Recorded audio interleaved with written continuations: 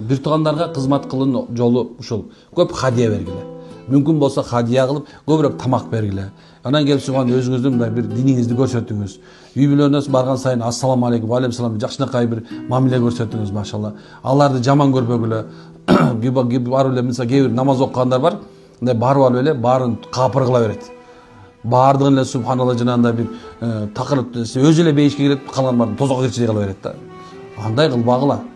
Аларга да субханалла бейиши менен сүйүнчүлөгүлө. Мисалы алса пайгамбар саллаллаху алейхи вассалам тура намаз бул парз, мойнуна алган болбойт.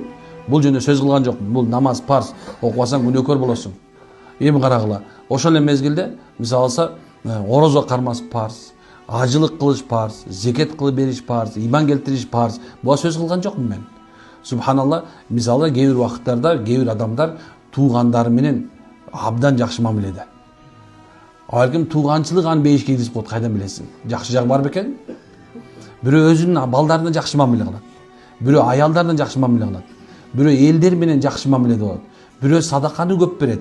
Бирөөсү дайыма ушундай бир жөнөкөй, бирөө дайыма жумшак, бирөө мында бир андай десем сөгүнбөйт керек болсочу.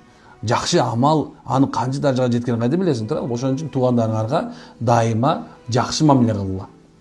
Аларды чакырып тургула. Алардын кемчиликтерин айтпагыла. Эгерде сага жаманчылык кылып атса дагы, сен ага жакшылык кыла бергин. Мына ушул сенин мусулманчылыгың, ушул сенин жакшылыгың. Түшүнүп атасыздарбы? Мына ушуну чакырабыз.